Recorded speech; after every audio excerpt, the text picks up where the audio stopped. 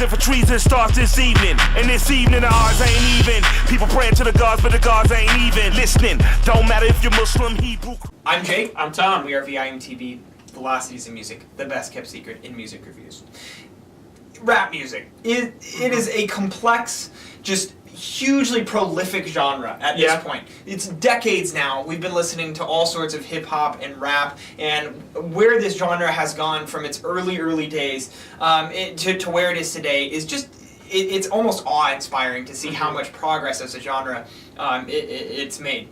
Two guys at the forefront of this genre are LP and Killer Mike, but they're still kind of underground. Yeah. You know, they had two, Killer Mike's been around for a while. He has a number of albums out. He came up with Rap Music, or RAP Music, last year, which we reviewed and really liked. And then LP, who is another hip-hop artist who, he does a lot of production. Yeah, more on the production side, but he has some solo rap albums as well, which are good. We reviewed Cancer for Cure last year. Absolutely. Loved that one. So, two artists that we really like that really aren't super famous, but have a nice indie or underground following. Yeah. You know, to see these two artists and then hear that they were going to do a collaboration album, or as under the moniker Run the Jewels, and a self-titled album, Run the Jewels, was kind of an exciting thing. Yeah. So without further ado, we're going to review this album for you. Run the Jewels. So as we were saying, these two guys on their albums that came out last year, they both helped each other make those albums. Somewhere over the line, you know, not being an expert in these two artists' history, but knowing that these guys had developed a friendship and lending each other's talents for each other's respective solo releases last year. Killer Mike lending his just insanely good hip-hop delivery skills and his good rhymes, in my opinion. I think his rhymes are great, his lyrics are great. And then LP, who also has, you know, good delivery and good rhymes, lending his just top-notch production skills and almost futuristic production style to Killer Mike. It just made sense that these two would make music together in the future. So to hear that this was coming out, I was pretty excited, because it's like, this just seems to be like the perfect marriage between these two to really like give them this, like, it's almost like Power Rangers when they like have their own Zords and they make Megazord, and then Megazord just kills everything and just destroys and saves the world. That's Killer Mike and LP. So Run the Jewels. Tom, how do you describe the sound of this? Well, to refer to rap music and Cancer for Cure is, I think, the best way to approach that, because despite the fact that LP produced both of them, they had very different sounds. Cancer for Cure was a lot darker, edged more on almost some industrial elements incorporated into the beats, whereas rap music, it still had that sharply produced sound. It was a little more boisterous, it was a little more upbeat, a little more fun. I think that this is a good cross-section of those two styles, and it really complements their rapping styles. What do you know? They rapped on their own albums last year, and did a really great job of it. So coming into this, I think you get a cool variety of sounds.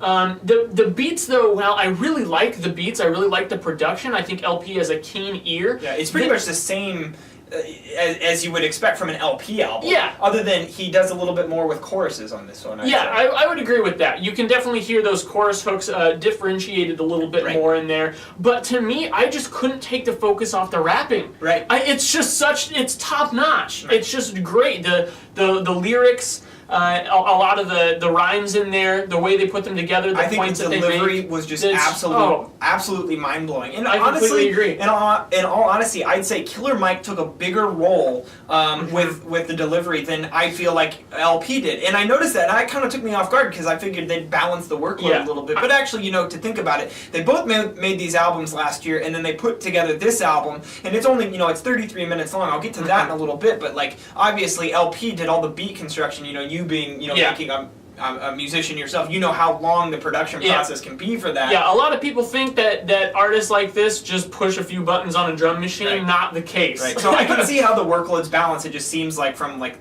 the actual vocalist standpoint that Killer Mike did play the bigger role. Yeah. I would have liked to have seen LP. I mean, honestly, like Killer Mike on this album, he's like full of rage. Like he's spitting fire. And that's what it comes down to for me, is the delivery style. It's not even as much how much time they spend rapping. It's more what they do to put themselves out there. And LP, while he's super quick-witted, super smooth with his flow, I think his lyrics are just as good as Killer Mike. They complement each other well. But LP, you can count on for a little bit more consistency. His intensity never really goes above a certain point, whereas Killer Mike, when he gets in there, man, like you said, just full of rage, full of intensity, and you get that full dynamic range from Killer Mike in his delivery and performance. Absolutely. And one thing that I've always noted about collaborations, particularly David Byrne and St. Vincent's Love This Giant from last year, like we complained on that collaboration, we complained that, you know, like the artists would switch off, they didn't really do a combined like album. This Run the Jewels is exceptionally combined. Like they both take turns on each song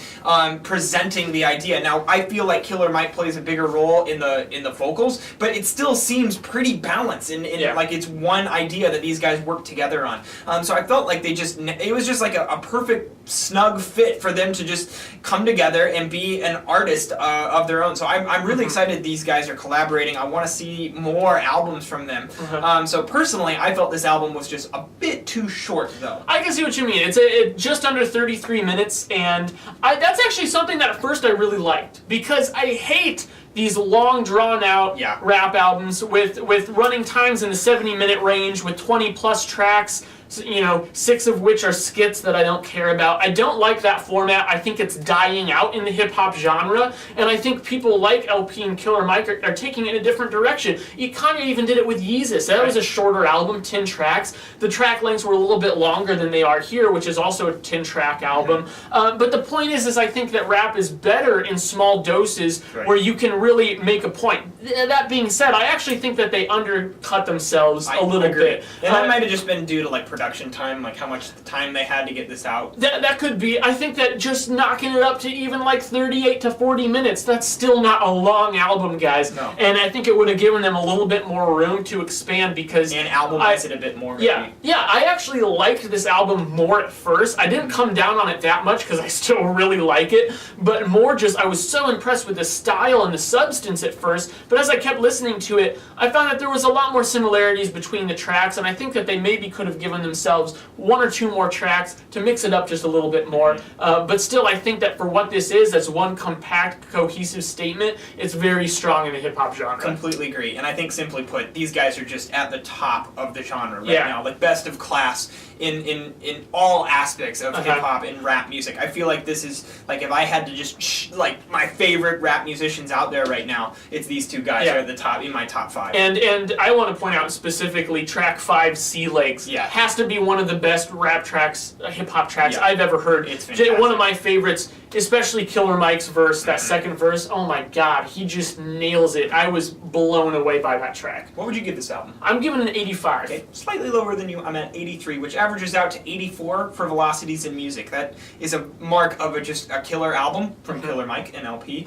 Run the Jewels. Guys, go check this album out if you haven't checked it out. If you have, we'd love to hear your comments on it at www.velocitiesinmusic.com or youtube.com/velocitiesinmusic. As always, follow us on Twitter, like us on Facebook, and make sure you tell us what albums from 2013 you've been into lately and would like to see us review. I'm Jake. I'm Tom. And we are VIMTV, moving music critique forward.